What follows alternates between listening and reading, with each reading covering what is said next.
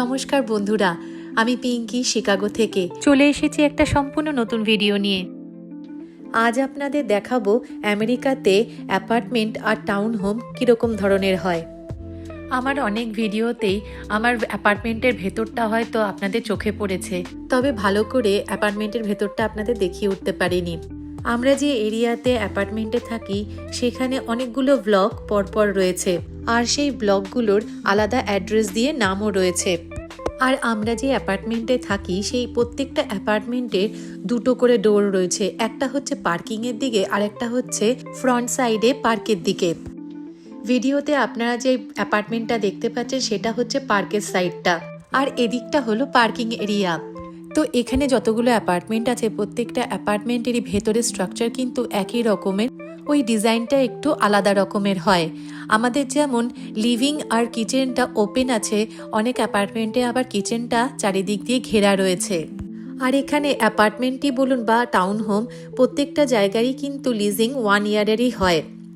আমরা এখানে এসেছিলাম আজ প্রায় 2 বছর হয়ে গেছে, আর এটা হচ্ছে আমাদের এই অ্যাপার্টমেন্টে 2nd ইয়ার।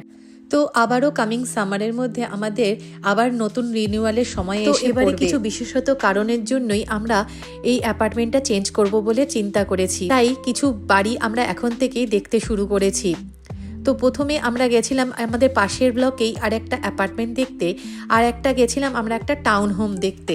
তো আমরা যে অ্যাপার্টমেন্টটা দেখতে গেছিলাম সেটা হচ্ছে ডাবল বেডের অ্যাপার্টমেন্ট আর 1.5 বাথরুমের অ্যাপার্টমেন্ট, অর্থাৎ একটা বাথরুম হচ্ছে ফুল সাইজ যেখানে আপনারা স্নান করার জায়গা পাবেন, আর একটা হচ্ছে শুধুমাত্র টয়লেট আর বেসিন রয়েছে।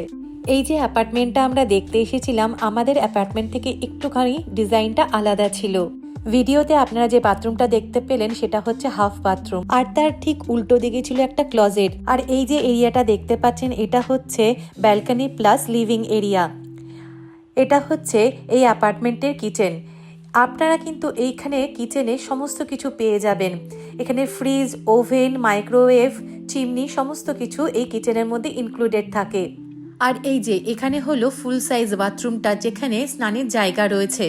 আর বাথরুমের ঠিক উল্টো দিকেই ছিল দুটো বেডরুম, একটা হচ্ছে মাস্টার বেডরুম আর একটা একটু ছোট্ট বেডরুম। এই অ্যাপার্টমেন্টটা আমার দুটো কারণের জন্য খুবই ভালো লেগেছে। এক তো এর ব্যালকনির ভিউ, যেটা পুরোটাই লেক সাইড ভিউ করা।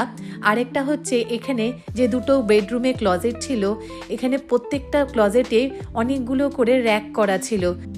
এরকম ক্লজেটে যদি র্যাক করা না থাকে জামা কাপড় রাখতে খুবই কষ্ট হয়। এছাড়াও পার্কিংয়ের দিক থেকে আপনার বাইরের সাইডের ভিউটাও কিন্তু জানলা দিয়ে অসাধারণ ছিল এই অ্যাপার্টমেন্টে।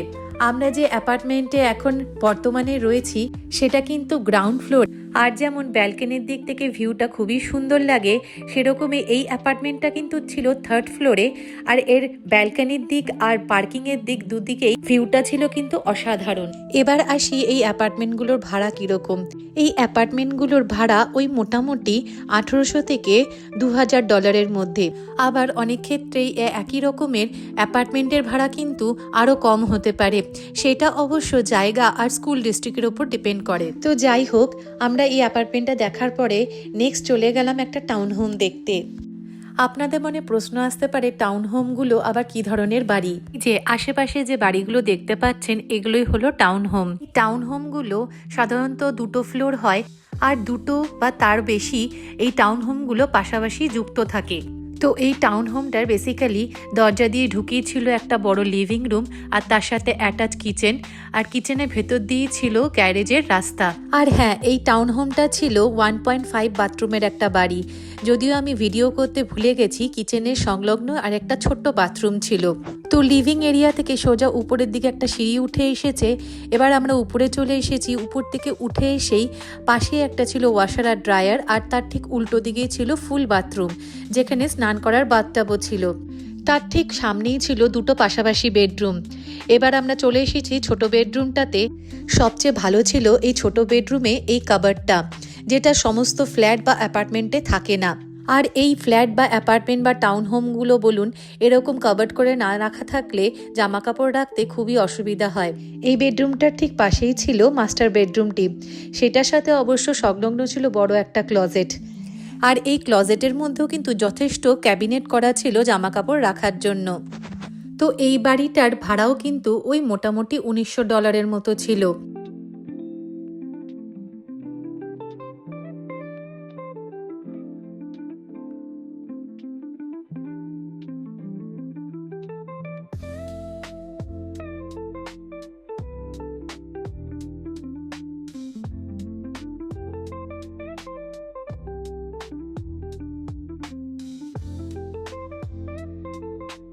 তো চলুন এবার আপনাদের একটা মডেল টাউন হোম দেখিয়ে নিয়ে আসি।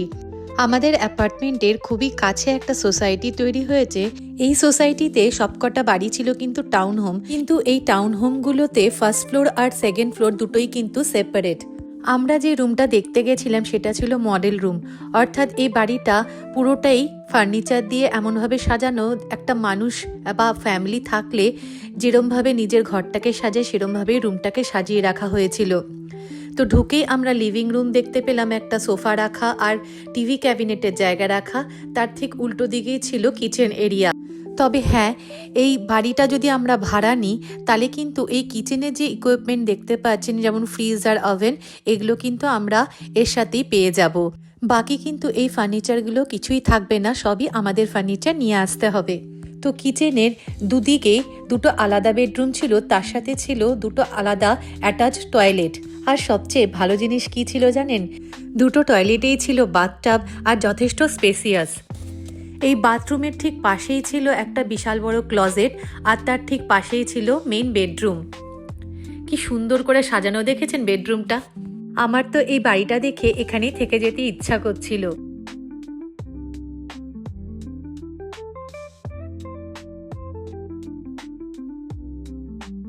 তো ফার্স্ট বেডরুম থেকে বেরিয়ে এসে কিচেন থেকে সোজা আসলেই একটা রুমের ভেতরে ছিল ওয়াশার আর ড্রায়ারের স্পেস, আর তার ঠিক পাশের দরজাটা খুললে আমরা পেয়ে যাব আমাদের পার্সোনাল গ্যারেজ। এই বাড়িটার আরেকটা কি প্লাস পয়েন্ট ছিল জানেন? এখানে যথেষ্ট ক্লজেট আর ক্যাবিনেট করা ছিল, যেখানে প্রচুর জিনিস, আমাদের নিত্য প্রয়োজনীয় জিনিস আমরা সহজেই রাখতে পারতাম।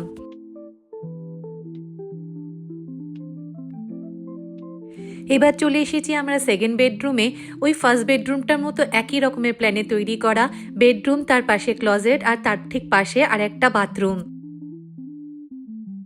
তো সব মিলিয়ে এই টাউন হোমটা ছিল কিন্তু যথেষ্ট ছোট ফ্যামিলির জন্য সুন্দর আর স্পেসিয়াস। তবে এইটা যেহেতু আলাদা একটা সোসাইটির মতো করে তৈরি আর শুধুমাত্র রেন্ট পারপাসেই তৈরি হয়েছে, এই টাউন হোমগুলোর ভাড়া কিন্তু ছিল যথেষ্টই বেশি, ওই সব মিলিয়ে $2500 থেকে $3000 মতো। তবে হ্যাঁ, এতগুলো যে আমরা বাড়ি দেখলাম সেগুলো কোনোটাতেই এখনই শিফট করার কোনো সিদ্ধান্ত আমরা নিইনি। আশা করি এই ভিডিওটার মাধ্যমে আমেরিকার বাড়ি ঘরদোর কীরকম ধরনের হয় আর তাদের ভাড়াই বা কীরকম হয় সেটা সম্বন্ধে কিছু ইনফরমেশন আপনাদের দিতে পেরেছি। ভিডিওটা ভালো লেগে থাকলে অবশ্যই লাইক, কমেন্ট আর শেয়ার করবেন। ফিরে আসবার একটা সম্পূর্ণ নতুন ভিডিও নিয়ে। সবাইকে বাই আর টাটা।